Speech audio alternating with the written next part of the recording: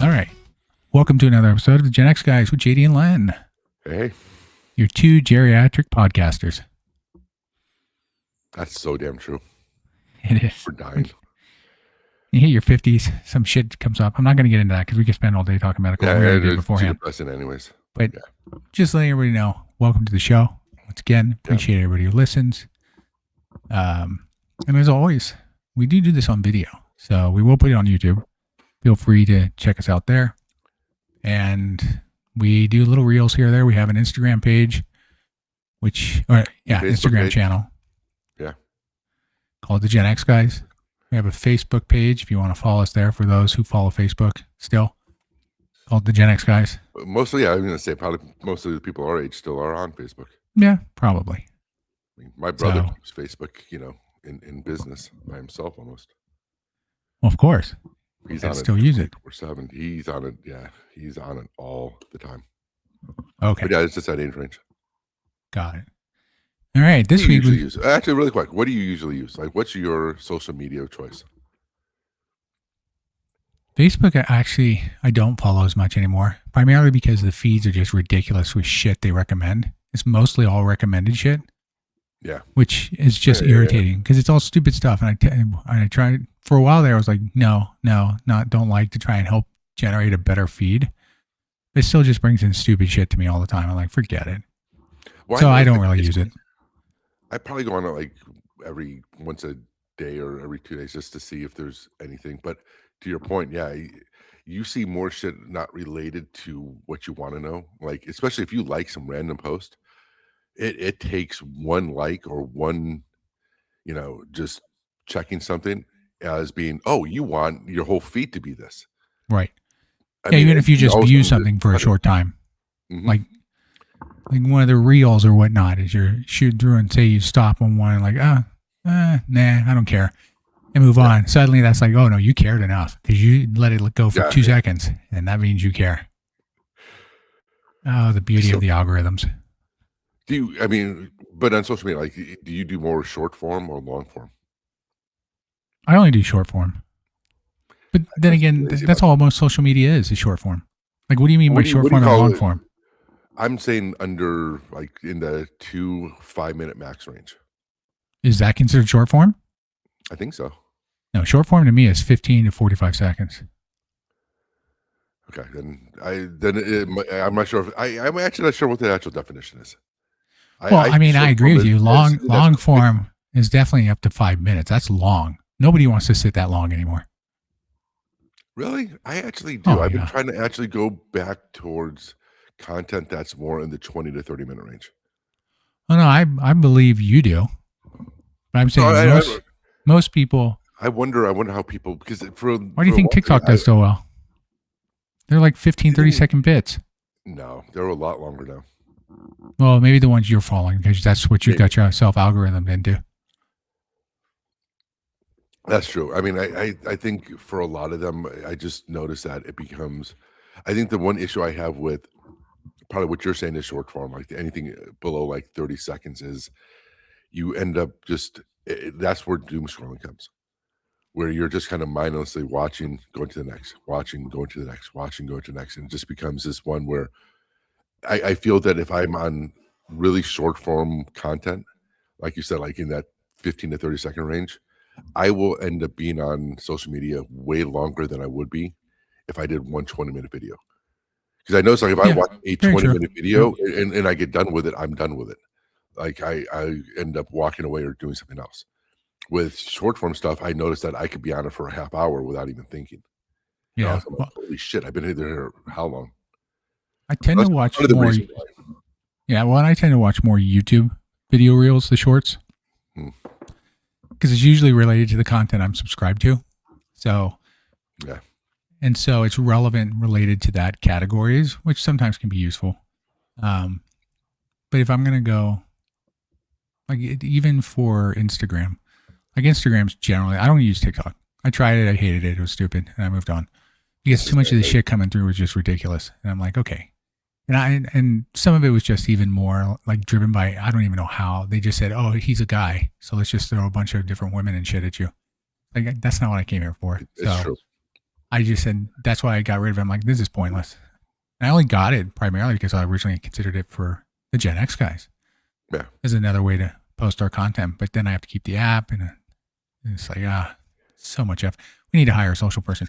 Anyway, that being said, but yeah, I agree. I think I do enjoy the longer content. I generally watch that, but on YouTube, I don't watch it on Facebook or anything.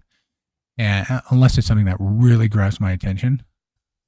But a lot of these are like wait and see, stay long enough, and you'll finally get to the end and see what the outcome is. And it's like, Oh I yeah. don't want to wait that goddamn long. You're repeating yourself 40 times along the way. Because So they that's want why to I get, tend to avoid those. because you end up finding out like there's like the markers they have to hit for content. Like they have to be, the videos have to be at least 60 seconds for a certain threshold to be met. So they try to Yeah. extend it out to make sure that they have a longer engagement. I think the one of the hard things with any of the social medias, like you said, but going back to YouTube, is that you have 20 years of watching experience, of subscriptions and likes and everything. It has a full profile of you as a content viewer. Where if you just get on TikTok, and you're onto a brand new platform, you're just gonna get random shit. It's gonna be like, but we think you may like this. So I think I've been on TikTok so long now that it's pretty much it's cleaner than probably it is for you because it shows me the content. But then again, it also is showing me content. It's like, oh well, since you like this, you're gonna like this as well. You're like, no, I don't want to see that. I No. think the one thing that I'm seeing a lot more on TikTok though is so much AI generated content. Oh, yeah. And you It, have it, to be I think aware of TikTok's that, that you're possibly going to see that too, to your point, because some of this AI content is very well done.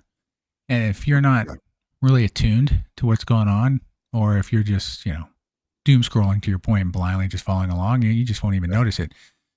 So yeah, there's been some good ones. I mean, there was one I saw a guy recently posted one of like Brad Pitt and Tom Cruise fighting each other, like a fight scene on a bridge or something like that for fun. And like the guy said, he goes, I only put like one line of saying like I want to see these two fighting somewhere, and this AI Yeah. generated like almost real life of these two actors, reality looking, look basically them doing this battle. Just like some of these I see where Yeah. people fighting a bear or some bullshit or something like that. I'm like, okay, come Or on. just even like, I think one of the other ones you'll see is they'll do the cute videos, like a baby playing with a puppy, but making it more endearing than it could ever be in real life. Right. And some people make it over the top where like, the baby crawls on top of the puppy's back and the puppy and him were walking, just smiling. You're like, okay, that's never going to happen. But they'll make it a little bit cuter. Like the puppy did something like brought him a toy or something like that, that looks like it could be real. And if you look at the comments, 99% of them are, oh, animals are so sweet, or, this is the cutest thing I've seen today. And then you'll see one person say AI. But even some of them will say AI generated content and people Yeah, like they usually say that in 99% a of the lot of content, them. but People still just don't everybody pay will attention. say they don't. I think one of the worst ones I see use of AI is for commercials. People are making AI commercials to show off a product, but Hmm. the product is AI generated, so you're not seeing the actual product when you see it. So, but it's just one of those where things where, like I said, they're showing it, they'll have some big person showing their product, but and it's well done, like if it was a real video, it would have been like you can easily translate it to a real video, but it's cheaper for them to do it this way, to produce it this way.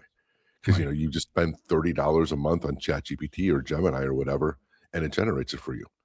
Yep. Yeah, I Um, but agree. but the crazy part is, it's like I'm not gonna buy a product where the rendering is fake or made to look better, because then it's one of those things where, yeah, it's like the Temu joke, right? Where the picture is one product, but when you get it, it looks totally different, Well, I so mean, let's be honest. Most of the influencers on these platforms are all fake. I mean, a lot of them even pointed out, they're like, look, this is not what I normally look like. I mean, they put a lot of effort oh, into and what they're they doing. they They have it's filters funny and when whatnot to add into all that and everything. And they'll be the first ones. Many of them will be the first to say, yeah, this is just like, it's a job for them. Like everybody's like, oh, by it's the so way, easy. we are unfiltered. This is We are. we This is write shit unfortunately what like we this look like. all the Yeah. time because, Yeah. yeah, imagine if we had a filter on and this is the best we can look. Fuck. That would be really bad if this is the best we can look with filters. I think our filter would look fine. I will say this: when I went and saw my doctor earlier this week, he's like, "Wait, you're 54? Oh, yeah, you don't even look it." I'm like, oh, that's nice. It's kind of you. I like that. That's nice when people think that. I feel like I'm 75 at this point, but it's I fine. feel, yeah. What we feel like and look like are two different things. Exactly. So, but yeah, actually, interesting that we jumped into this AI and whatnot. But let me just ask you this. So earlier this week, I saw so SAG-AFTRA, and everybody, for those who don't know, in case you're not aware, SAG is like the Screenwriters and Acting Guild. So this is for those unions basically that are put together in Hollywood to help protect them, so they make sure they get fair wages and things like that. And this is for all. This isn't just focused on the big ones who get the money. They'll get their money. This is more about the smaller guys who do the day-to-day stuff and have to have a living wage. Anyway, that's not really what I'm talking about here. What I'm talking about, so Sean Astin took over as head of SAG-AFTRA this week. And if you remember Sean Astin, he played Rudy in the movie Rudy. Yeah. He also played oh my God, Lord of the Rings. Yeah, I know, but I'm trying to remember the character. It was in my head. Now it's gone. Samwise Gamgee. There we go. Okay. Yeah. He was Samwise. More importantly, no, forget it. Just go ahead. He was in Goonies. Yes, he was in Goonies. That's the most important one. That's the most important one. That's what I thought. And then I second guessed myself, and I was like, wait, was he in Goonies? So anyway, needless to say, so he's taking over, and there's a big talk. Obviously, a lot of studios are talking about doing AI. So this will be huge because they're coming up on a next contract agreement. And the big push by a lot of actors, as you hear out there, is that they don't want to use AI for their likeness or anything. They don't want them rendering them or any of that stuff. But if you remember months ago, I think there was an AI actress that was created legitimately just to be made in movies. And so it's bringing up the big debate about AI, its properties and whatnot. And it made me think, like, the whole point of the movies is you want to feel like you're part of it. Like you're there engulfed in the story. If I know it's AI generated characters, I mean, other than animated characters, which are animated. Wait, what about Avatar? What about Avatar? What about a majority? But even Avatar isn't AI. What about Marvel? What about it is AI in a way. Think about it. No, it's not. Generated. No, what I mean is hold on. I'm saying legitimately, voice and everything is AI. In Avatar, they actually do screen motion. Avatar, they do screen motion. But they don't need to. What if they don't need to? Yeah, but James Cameron doesn't believe that. He wants true movement to be based on human movement to make those characters. AI is based upon true human movement. It takes it and replicates it, which is exactly what okay, but CGI has been around. That's not AI. You can't tie those two together. It's not the same. I think you totally can. I think you can. No, what I'm saying is, and I'm not. By the way, I'm not like on the side of it. What I'm saying is that I don't think that the delineation is very clean or as simple as people try to make it out to be. I mean, when you look at a lot of what has happened in this, what happened when CGI took over, right? Obviously, look at Marvel, look at Star Wars, look at all of them. I mean, all those people that made everything, all the people that worked to be able to do stuff for Star Wars. So when they had the puppeteers, they had the model rendering, you have makeup artists and all that. They're all out of work because computers took their place. It was easier and faster to do it that way. This is just another evolution of the marketplace. So if you're taking an actor and you're saying, hey, look, here's a picture of Tom Cruise, and Tom Cruise does all these things. And now I want AI to just do this and make him do this stunt. Actually, Tom Cruise is a bad example because he does his own stunts, but you know what I mean. How that's not really, it's just an evolution of CGI. We don't need the stop action. We take your pictures, it'll just take your frames, know how you move, and then be able to generate it from that. So it's basing on history, it's not basing on the moment. See, there's the difference, right? Like in the moment, like if you want in the moment movement, everybody operates differently. You're trying to apply an algorithm through AI to say, okay, based on your history and here's what I know about you all to date, this is exactly how I expect you to move and go. And that may have been true for, say, those events he was part of. But is every event identical? No. There's uniqueness to each one. And that's what gets lost with AI. It becomes too, like, it's very good at copying, but it can't. Would we have had Luke Skywalker in Mandalorian without some type of the concept? It's not AI. Are we defining AI here the same way? Because you clearly are assigning anything related to computers as AI at this point. I think people act like AI is fucking hell or something. AI It's is not. just It's not so much about help, but it's computer you're learning. assigning something that's already been pre-existing. It's like CGI No, development what I'm saying still is requires computer programmers to create that CGI effect, and the people still de-aging and need to whatnot. okay, what happened but we've also you and I are in tech, and it's getting anything with CGI is getting easier and easier. Look at like without AI before even things were getting to be where humans didn't have to do nearly as much input, where all of that stuff is actually built into an algorithm. What I'm saying is I think people act like AI is something really I think the speed of what we're seeing is what's changed in the algorithm to make it go faster. It's still computer learning. I mean, it's still not free thinking. It's still not a consciousness on itself. So, I mean, what I'm just saying is that if you look at it, what if then how do we say, okay, CGI has just gotten better, where we don't need people to input anymore, where CGI is still just, you're taking something and you're making it fill in the gaps more and more. I mean, essentially, so tell me the difference between really, in reality, what is the difference between computer generated images and what AI does? Yeah, you're putting a prompt in, but you're just taking away steps that we've had to do before. But even if you look at CGI 10 years ago, it was way more intensive than it is today, or even 20 years ago, and what it could do. So I think it's Right. So just there's levels of AI. easy to say. It's easy to say it's just an evolution of computer generated. Kind of. I mean, I think yes, I'll agree there, and that's true. That's one thing that people need to be aware of. There's levels of AI, AI purpose, AI value. What I'm talking about is the concept of I no longer need the actor's voice or likeness at all. I will just take whatever they've done in the past for me in other movies, voice everything, and have AI regenerate that person completely. I don't really Now, care. see, okay, so I agree with that because I mean, if you're using their image and likeness, then I think that becomes an infringement type thing. That becomes like you So then there's that. hiring. But Right. but, but what if they create a movie that's all AI that doesn't use somebody? So I mean, are you So saying that they can? so those are AI created characters, which is no different than like they have Cartoon? no human interaction whatsoever to create that AI activity. This is legitimately just AI coming up with its own concept of what people look like, creating its own voice and personalities based on what it thinks it is, and Is that's that it. really And how that's true creating is a that? movie. No, I'm saying Because if that's what would be true AI in that sense for a movie. If you told me they made a movie based on that, then I'd go in knowing, oh, okay, it's just a different form of animation.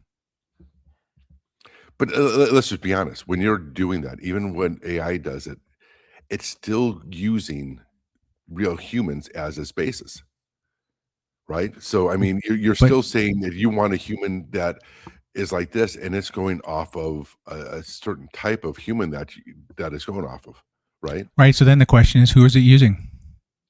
I that's where But I think to me it's not the use of AI. It's when you are we okay with it replacing humans? Like, or is it reusing humans? I mean, I think when you start doing the likeness of, or you start using, I want to use Tom Cruise. I don't know if I'm saying Tom Cruise, but I'm using James Williams as a basis for this, right? Or whoever. Um,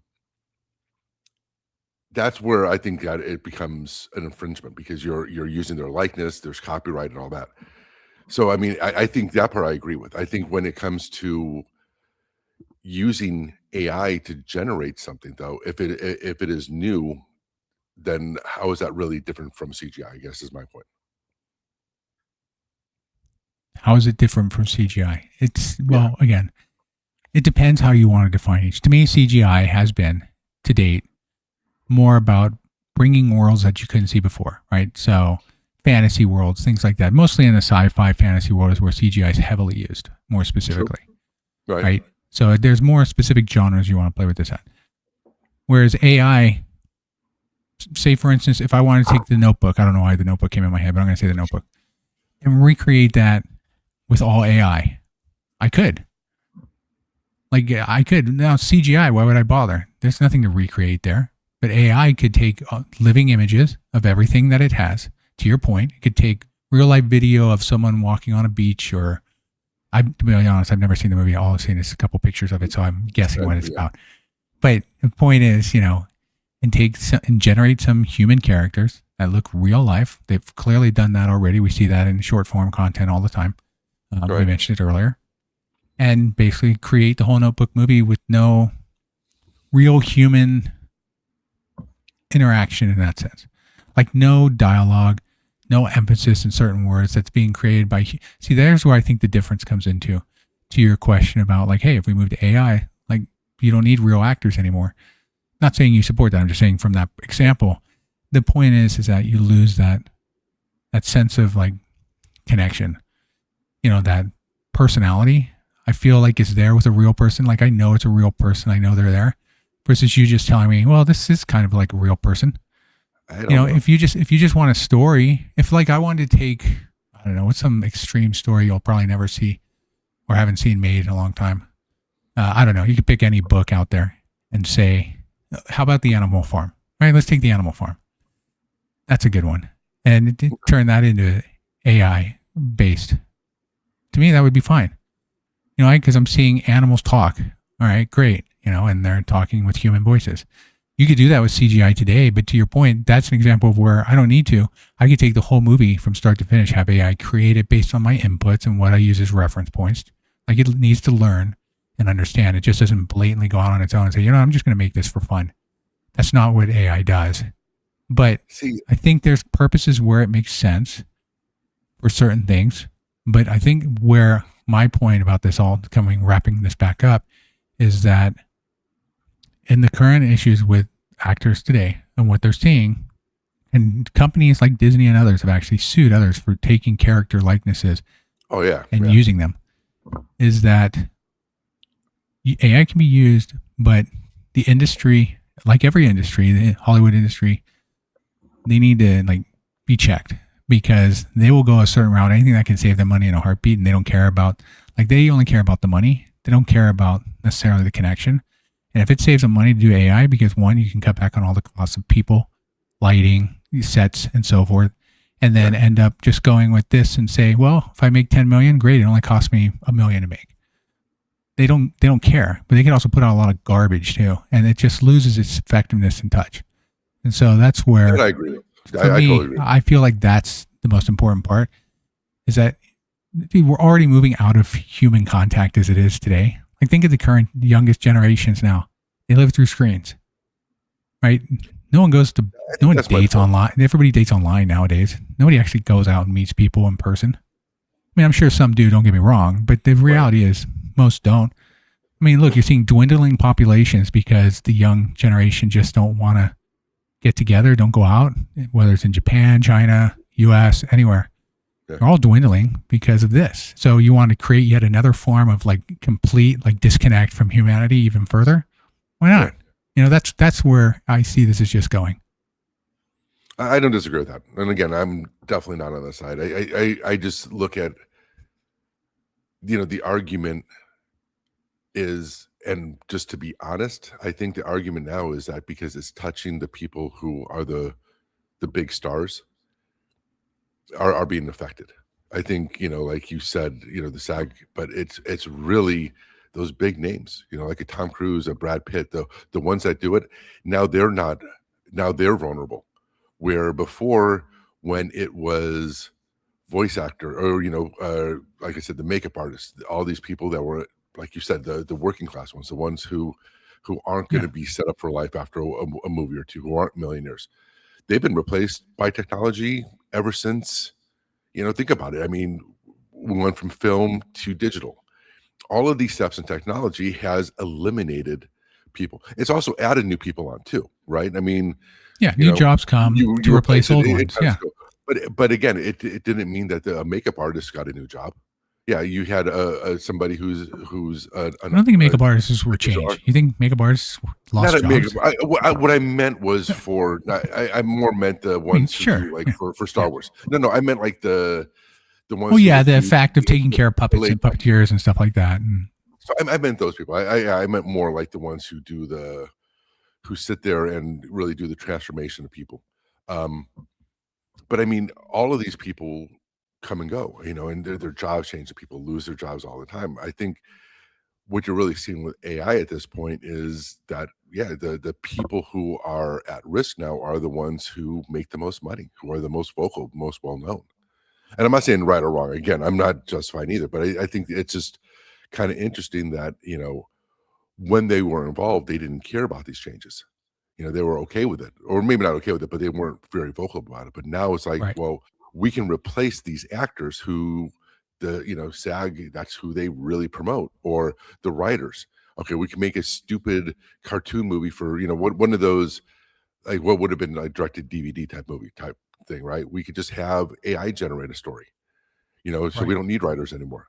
Now those people are being affected with their jobs. And again, and again, I just want to reiterate that I'm not saying that it's okay, but it's just kind of interesting that now that it's affecting their livelihoods, or that it can affect their lives where they can be replaced or marginalized, or their leverage is also even lessened. Well, look, we don't need you guys as much. We can lean more on this more heavily, kind of like I said, like with Avengers. Over the years, if you look, like if you watch the first Thor or the first Iron Man, you saw, you go back and look at it now, you're like, some of the limits. Like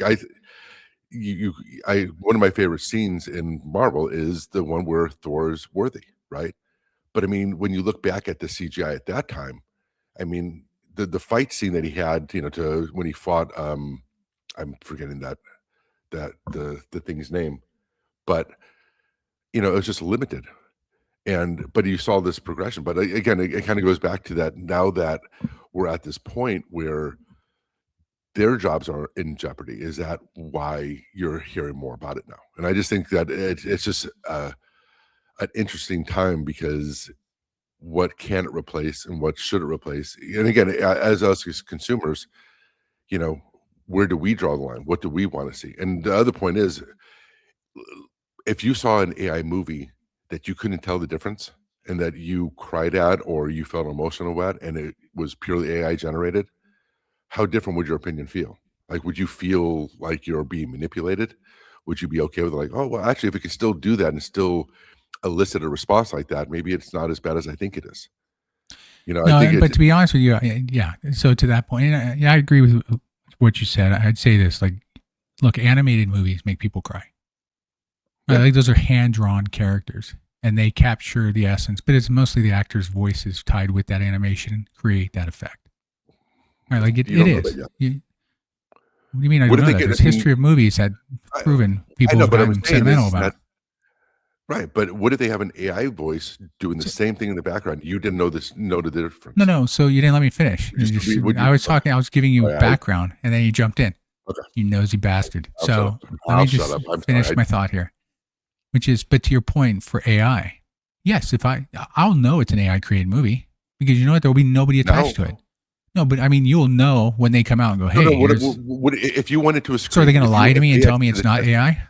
no, no, no, no, no. If you went into a screening and let's say you watch something I without lived under knowing a any rock and didn't background. know movies existed, and they put me No, in no, there. no, no, no, no, no, no, no, no. What I mean is that they had a What are you, a preview of a child? movie. No, no, no, no, no, no, no. Hold on. Let me No, no, no. hold What I on. mean is, if they did a testing of this, like, hey, we want to see what your response is to this new movie that we're making. They don't give you any background on it, and you find out later afterwards that it was AI generated Well, yeah, if I go into a without movie ever and knowing. it's nobody I know, personally, there'd be no actors I know, right? Because they can't use any. So, say in this scenario, to your point, it's an AI generated movie, Okay, real life AI, like not animated AI, real life AI, right? Is that what you're saying? Like, let's get the scenarios down here. I want to make sure I'm understanding what you're yeah, asking for.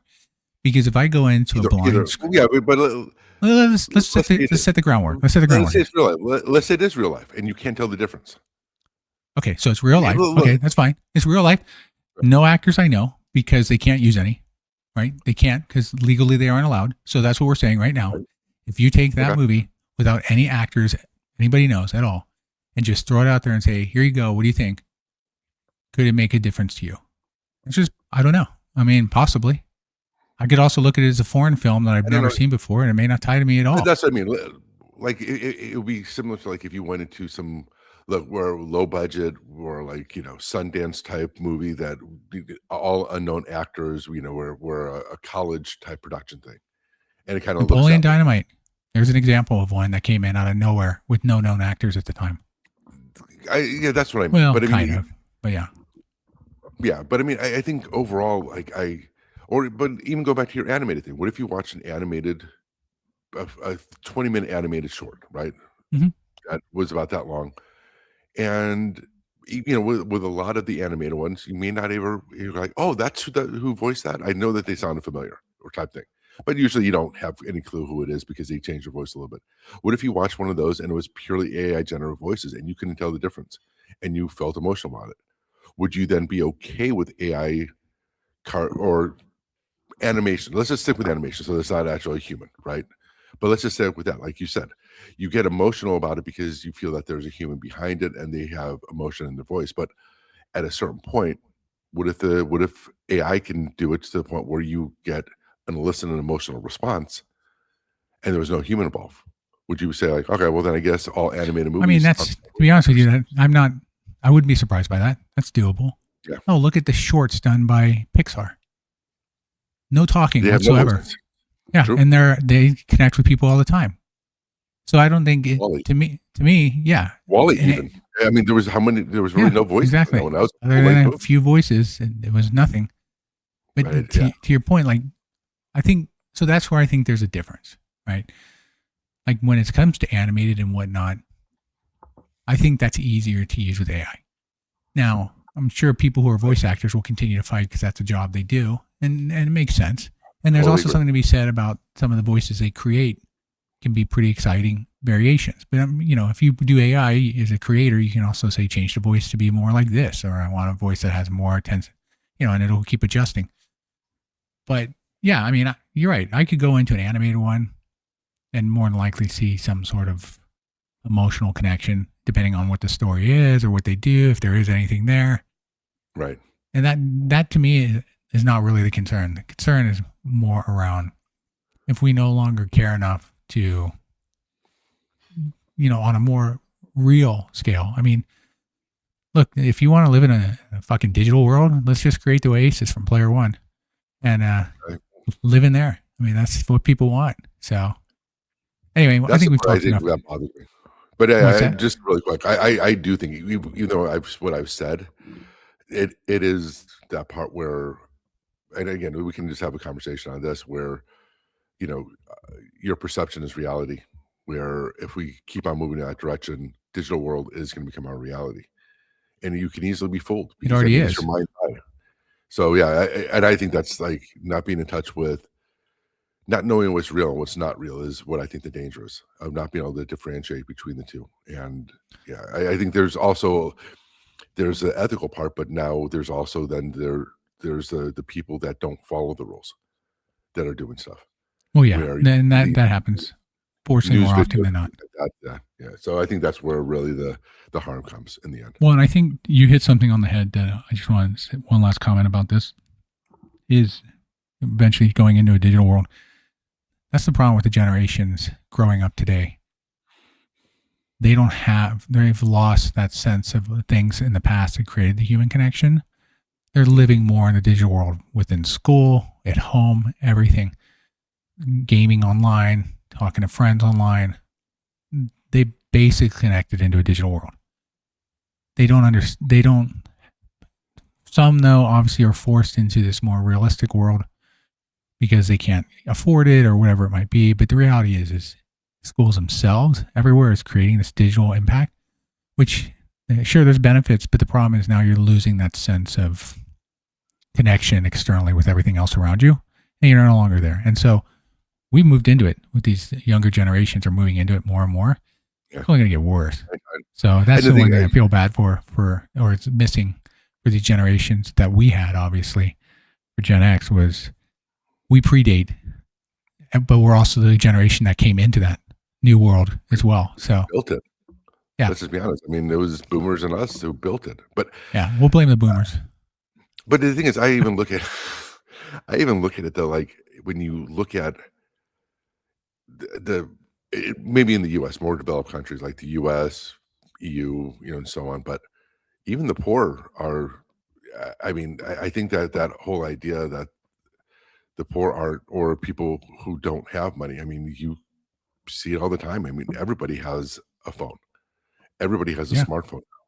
I mean, the access to digital is, especially in the US, let's just say in the US, is far reaching. I think there's you'll see politicians try to make it sound like it's not, but I mean, when you see the data doesn't back up what people's conception is.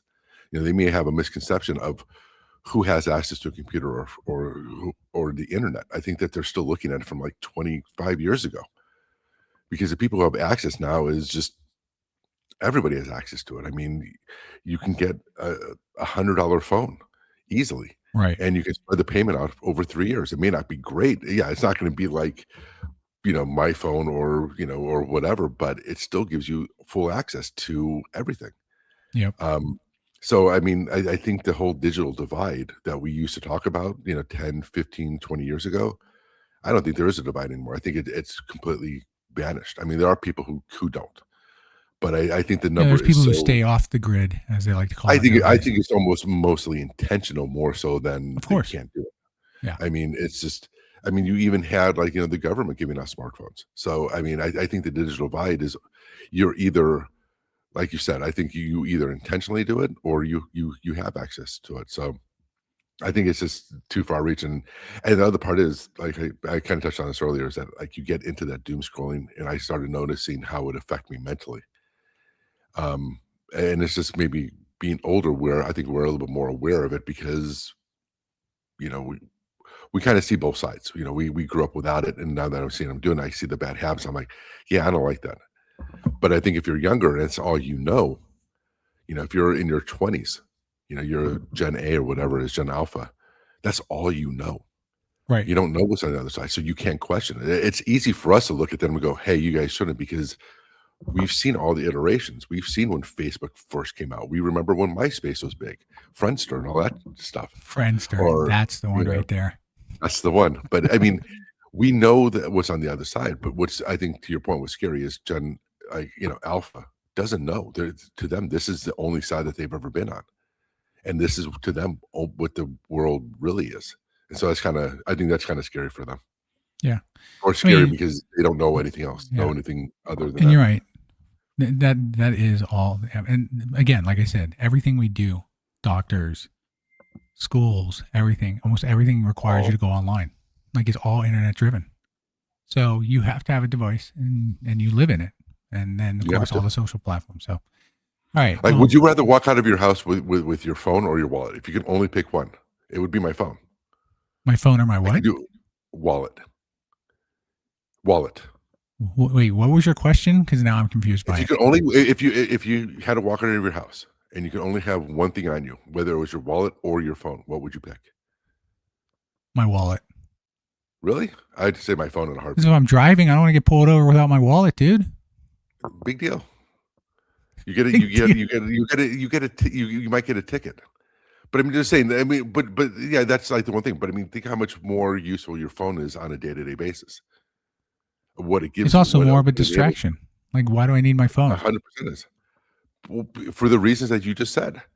Think about like you go into the store. No, no, you're I have talking my about cards on my what I think utilitarian. people want and what I want are two different things. True. I'm just saying for myself though. I I'm would say not my phone just because of the way I utilize it day to day. It's almost invaluable to me. It's like sure. Yeah, leaving yeah, my no, I get that. leaving my house without my phone. Like very few things that make me turn around and go back. My phone is one of them for I just look a at it as a variety. blessing sometimes if I forget my phone. I'm like, well, fuck it. I guess I won't know anything. And it's nothing wrong with that. I'm like, well, True. I'm it not saying no. catches me. And again, maybe it's just me how I've conditioned Yeah, myself you're to do it. wired in. You're wired in. You're in And you're I'm in the not saying it's good. matrix. You're in the matrix. It's fine. I'm 100% in the matrix. I'm fucked. All right. Let's switch it up. We Anyway, spent a lot of time we here. had decided we did. I did want to touch on a couple other things. One is so the Winter Games. I know you're not watching much, even though it's been No. fantastic games, by the way. Some of the best curling matches going on right now. Okay. So you You said really so. should watch that. There was actually, interestingly enough, yesterday, in the curling world, unheard of, there was a shouting You'll match between two teams. An I saw incident that. broke out. Yeah. I saw So that. I mean, I just saw the yelling match. I didn't see yeah. what it was about though. So it's What was between it? Canada and Sweden. And basically, for those who want to know, part of the way it works is as you go to throw the stone down the ice, basically, or roll it down the ice, so to speak, you start in a position where you slide forward and you have a handle on the stone that you're holding, and you have to let go before it hits this line, because that line is basically the line you can't pass, right? Think of it like bowling. Like You foul can't, line, yeah, it's a foul line.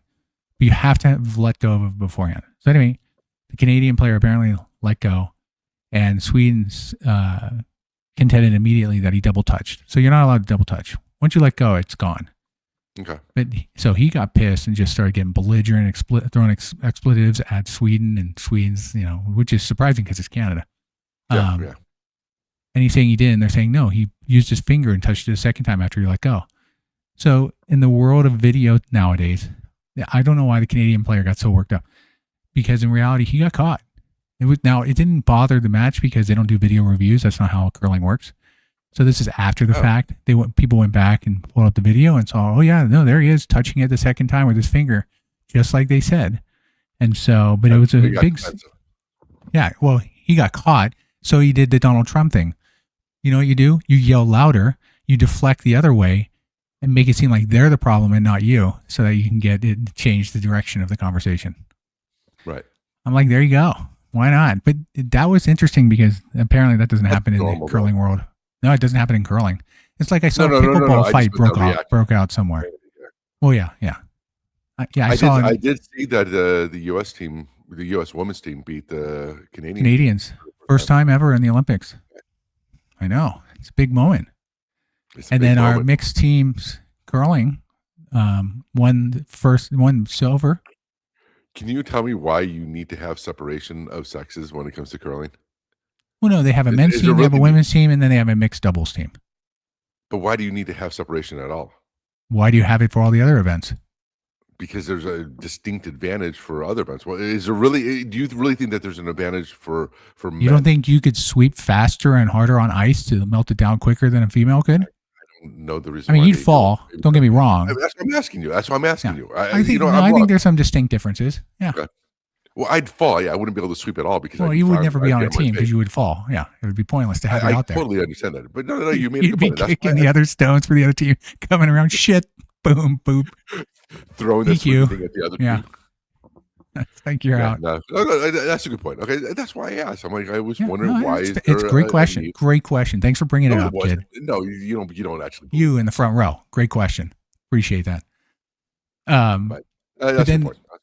The other one was figure skating. The other controversy in figure skating. The French one, yeah. The French so judge. Not surprising again. Yeah, a French judge, which happened back in 2002 as well with the Russian skaters, which they ended up proving it. French judge cheated, so they changed the scoring system anyway to make it less likely for this to happen. But they aren't even checking it. But the reality is, basically, what's come out is that in the short program, the French judge gave the French team like 8 points higher than the American team, which was just a ridiculous number. Right. And that put them so much higher up. And then in the final round, they won, but they wouldn't have beaten the American team had they been graded more correctly in the first round. And so once again, I mean, the American team is like, how is there not oversight?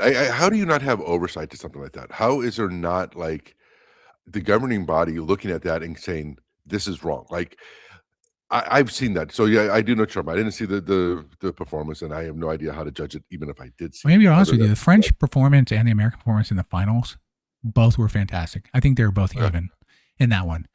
I don't know about the first round though. That's where it got interesting because they were not technically even better than the Americans, and yet somehow they finished ahead of them in the short form version. But when you see that there is a clear bias.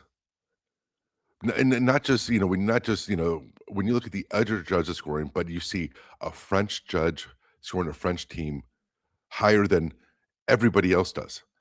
Like, it's just one of those things where it's an outlier. How is that just allowed? How is that like, oh, well, nothing we can do about it? Right. I don't understand that part. And this isn't the first time. And then, I'm biased because I'm American and everything like that. But it just seems like just kind of going, oh, well, what are you going to do? Just seems. Well, this is why it makes it hard to watch these events because you don't know if someone's going to cheat on the grading system and help another team. They clearly did. I mean, the French judge clearly did. Right. But the IOC, the skating community, international group is like, no, we're not going to review it. It's like, why? Because you don't want to once again be proven that there's a flaw in your system And you Right. have to give the other team a gold. Like, you don't take it away from the team that got the gold. That's what they did back in 02. They didn't take it away. They Right. just gave the team that was in silver gold as well. Like, just man up. You have a flawed system. Personally, no countries should ever grade their own teams. Like, Right. they should That's just, what- and get rid it of it, yeah. actually just removed completely. Any association should be removed, and that at least immediately excludes potential tampering or bias, I guess, in that case too. Right. So anyway, there was that, and then yeah, that was sort of the big stuff in the winter game so far. I mean, obviously Chloe Kim did not I win was going to say that. her third in a row, so it's tough. It's tough to win 3 Olympics in a row. I mean, that's 12 years trying to be the best, the top, and that's hard. And I really know. That's the only one I really followed just because of Myles Garrett. Exactly. Yeah. Her He's- boyfriend, Cleveland he's her Brown, boyfriend. defensive end. I'll Yeah. say, I want to make sure I give her respect. He's her boyfriend. Correct. So that's Kim's boyfriend. Yeah, I want to make sure I say it, because if I say that's Garrett's girlfriend, it looks like I'm diminishing her. But this is her time to shine. So Yes. you know what I mean. And she's And she's then- she's a gold medalist. So it's not like she's just somebody who happens to snowboard. So correct. they've had some So- really cute interactions. So it's really cool, and he's an awesome guy. So Well, yeah, But and she came to his not games just during the her. season, so they support each other, which is nice. they do. Yeah, that was just good because after he got done with the Pro Bowl stuff, he was like right on a flight. He went back home really quick to Texas, and then he was flying right back, to Milan like that day. So it was really cool. Yeah. But that's really the only thing I've really seen at all. Is just, and mainly is to see him. But that's just what it is. Yeah, most of the hockey matches have been blowouts one way or the other, so not a lot going on there right now. But there has been like a lot of talk about the women's hockey too. I've seen that. That's too. what I mean. The women's hockey's just been destroying teams. They destroyed Canada 5-0. Yeah. Like, they're just right now seem way too dominating. That they are definitely the favorites to win the gold here. It kind of feels like women's soccer for how many years. Similar. Yeah, that's US true. team just destroying everybody. Like nobody else even. It's like it's purely who's going to come in silver and bronze. Yep. So that'll be fun. We'll see how that goes. But let's switch out of Olympics, and because we got a little bit of time left, talk about the Super Bowl. We both had predicted pretty much what we thought we saw. I'm sorry. Wait. I want to say one thing really quick. Comparing that Seattle team to other great defenses, it's not that they're not a great defense, but they're not an all-time great. No, It was they're not. the Patriots. And the reason why I say that, what was the score of the Rams game the week earlier? What was the score? How many points did the Rams score? When you look at the Tampa Yeah. Bay defense, the Ravens defense, or even the 2000, what was it, 13 Seattle team, they weren't giving up any points to anybody. Oh, Legion of Boom. Yeah. Legion of Boom. No. I mean, I look at the Rams game and say, and again, it's not. Look, they're a great defense, but they're not an all-time great defense. That game was fucking horrible. I think it's easily. so that I mean, the Patriot offense. Everybody wants to say offensive line. I'm sorry, but Patriots fans need to stop thinking that's just offensive line. Drake May. I'm not saying he could have either been just the moment was too big for him, but if you look at the whole playoffs, even when he had time, he was fucking lost. He didn't he ran like twice, 2 or 3 times, and he looked good running. So I don't want to hear that he had an injury because he ran, and when he did, he was Right. His issue is more his shoulder, if it's anything.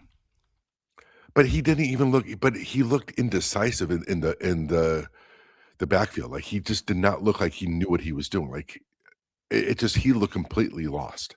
Their run game was non-existent. I think if you looked at their offense, it wasn't just the offensive line. It was everything on offense was just not working for them.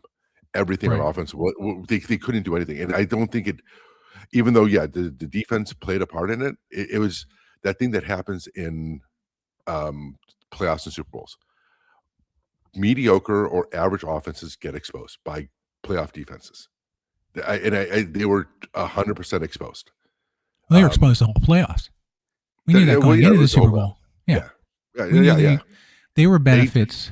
They were benefits of fortune, meaning first game against the Texans, they played one of the worst QBs in the playoffs I've ever seen before. So, Horrible. and for the first half or so, almost 3/4, it was a game that Texans still could have won before it finally just gave away. Yeah, because to your point, the Patriots offense was giving up the ball as much as Texans were. So it's not that they were defensive guys. I mean, the Texans QB, Stroud was just like throwing to wide open Patriot defenders. It's not like they were cutting off pass or anything like that. Some special adjustments. He was just horrible. And then the next game, they run into Denver, who has a great defense, and you can see the Patriots couldn't do much of anything. But it was a snow game, so that kind of changes the whole dynamic pretty quickly. Also, Denver didn't have their starting quarterback. They had a backup in the biggest game, and he played just like he looked. And so both offenses were pathetic. Yeah, so it was a matter of which offense didn't screw you more. And unfortunately, Denver's offense screwed them, and that's why they lost. It was just that in the playoffs, they played the only two offenses that were worse than theirs. Well, Denver, if they were Bo Nix was healthy, would have been a better offense. I mean, at that point, yeah. But at that point, but I agree with you. Yeah, that's my point about fortune. Like they got into the playoffs.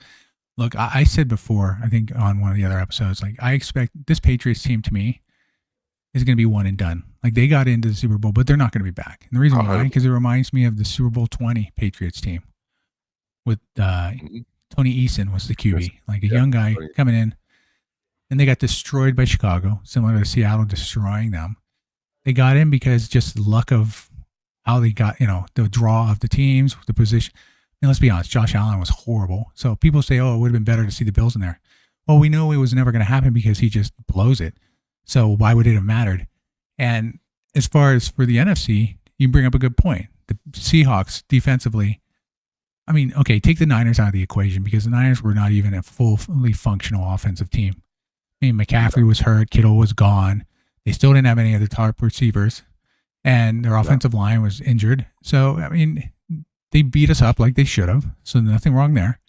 But then you're right. They faced the Rams, and the Rams are a much tougher team, although the Rams have their own flaws, which is why they lost. But they scored plenty of points. And we all knew coming out of that game, whoever won would win the Super Bowl. And that's exactly what happened. But I didn't expect it to be that fucking boring. That was boring. I mean, both offenses just looked like Sam Darnold was missing wide open guys. I mean, it was just horrible. Like the pressure got to him. Luckily, he didn't screw it up for him. It was only because of what's his name, running back. I mean, well, that helped. Yeah, although he's a horrible blocker and a horrible pass catcher. He really is. But I mean, the thing is, they wouldn't have gotten any. I mean, if you look at the MVP race for that game, it was what the fuck is his name? Who is the running back? I'm blanking. Oh, for Walker? Yeah, Walker, thank you. Yeah. Walker was number one, and then their place kicker and their punter were second and third. The kicker should have won it personally. The punter was fucking godlike though. Oh my God! I don't know their special teams was what carried them. The special teams won the game for them. Honestly, like it kept it to the point where that's why I mean, think about how many times did he pin him within the 10-yard line? Because the Seahawks offense wasn't doing anything. So Darnold was okay. He reminded me of just those quarterbacks. You're gonna go with Dilfer. I was gonna go with Dilfer. He just reminded me of all those quarterbacks that just won a Super Bowl because their defense was dominant. Or who just participate, who just didn't screw up. That's the biggest thing. He didn't fuck up. Yeah. He was the ultimate game manager, and that's why they won. And that's why it's absolutely hilarious that I've seen like 2 or 3 clips this week of what's his name? Colin. The sports announcer, Colin Cowher. Colin Cowher saying, "Are people going to replicate the Seahawks blueprint?" Yeah, whatever. He's a joke. What's the blueprint? He also said the next day after the Super Bowl, this is the best Super Bowl he's ever seen. I'm like, dude, you say that every year. It can't be the best Super Bowl every fucking year with you. It can't be. Look, it was horrible. It was not good football. I mean, I do love great defenses. I do love but I like competent offenses going against great defenses, where it's this ebb and flow where you just see them going back and forth. But when you see bad offensive play, and you saw it on both sides, like you said, Darnold was missing wide open people. There was that one touchdown where, he had.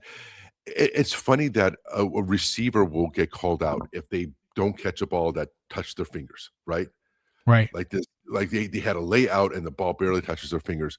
But because Darnold, there was this one play, I think it was in the second quarter, where he was about to get hit and he overthrew a guy streaking on the left side, right? There was this one play and he overthrew him. And I think he did it twice, but because there was pressure, and people are like, "Well, it's understandable because he had pressure." No, I mean, a great quarterback is making that throw 100% of the time. A top elite quarterback is making that I wouldn't say throw. 100, but Yeah, I get exactly what you're saying, and I agree with you. Like but it's no different generally, than a receiver. Yeah, yeah, if you're but a great sometimes receiver, you're catching it. yeah, but even a great quarterback knows the pressure's there, makes the smart move, chuck it deep. They can get to it, great. If they can't, it's not a big deal because you don't lose it. You don't take the Right. sack, you don't lose it down, that sort of thing. So he played. That's why I I said agree. he played enough to. He kept He himself played safe. from getting taken down, unlike May, who held on too long. To your point, seemed lost.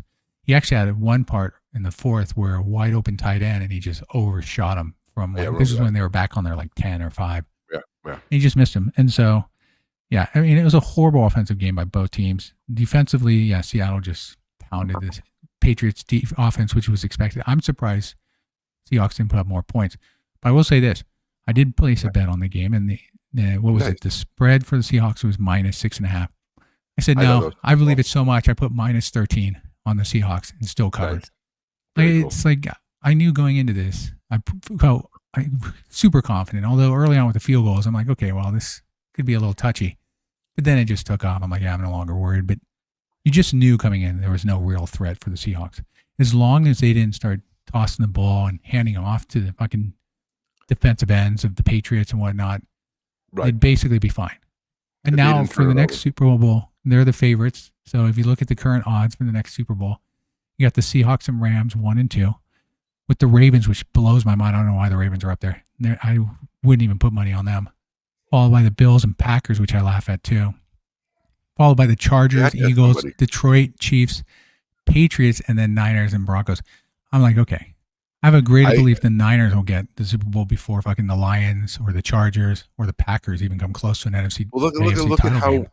yeah, I mean, 49ers are the hard one because when you're missing 5 or 6 of your best players, Yeah. it's I got to hard to remember to judge. place a bet, by the way, on that too. So I have a question then. Yeah. I still think Seattle is a top team. They're going to be in playoffs. They should be. Whatever. Yeah. Right. I mean, for obvious reasons, I don't see them really regressing. They still will I have. still think the NFC West will be the top division next year too. I think they're going to be even better. Yeah, I think Cardinals are fucked, but that's a different story. Well, it's the Cardinals. But- Yeah, we don't expect But the them. question I have is, do you actually think that I actually can see the Patriots not even making the playoffs next year? Oh, 100%. Because Like- look, because they were benefiting from a weak schedule by being last place, which we've seen happen before. And teams now, when they had to place the different schedule, playing the harder teams, their schedule is going to be weaker. And again, I think it was a Cinderella season for everything. It is, Favorable had those teams in Tennessee. Where I mean, I think he's a good regular season coach. I almost look at him like a Tomlin, where when it came time to the playoffs, he just kind of dropped off. So we'll see if he's changed or whatever. But I can actually I think one of my I don't even know if it's a bold prediction, but Black Patriots don't make the playoffs next year. Yeah, I don't disagree. I think you'll see things change based on, to your point, standings. Like the Niners had an easier schedule too, but they also had to play two of the best teams in the NFC twice. And all those games were close, even though when they lost to Seattle at the end of the season, with again nobody there. Sure, they couldn't score offensively, but defensively, with a hurt young defense, they were still holding strong. Right. So, the Niners will be fine. I think they'll make the playoffs. But to your point, the Patriots definitely were a team who played the weakest schedule, and that was the thing coming to the playoffs. It's like, how are they going to do now that they have to face top teams? And yes, they got to the Super Bowl, but again, it was luck of the draw or the fortune put in front of them by the fact that the teams were either had one side that was horrible or broken or injured. I mean, that's sometimes the luck, right? If you can go and get into playoffs pretty much injury free, full strength, it's a great chance you can get to the Super Bowl. But Totally I think agree. next year will be tough for them. Yeah. I think they'll go probably 6-10, maybe or 6-11, I guess, because it's 17 games. Right. I can see that easy. we'll see. I can see them going like 7-10 or whatever. Yeah, exactly. But I think they'll be below 500, but not by much. I think I they'll think they will still. be, yeah. I think they'll drop, but I don't think they'll drop to like a 2 and Not much. something team. They'll be No, better no, than no. that. I agree. So, all right. Cool. Well, thanks everybody for listening once again. Hope you enjoyed this week's episode. We'll be back again next week, hopefully, barring any injuries, setbacks, or trips. So we'll see how that goes. We will. So, everybody take care, and we'll talk to you then. See ya.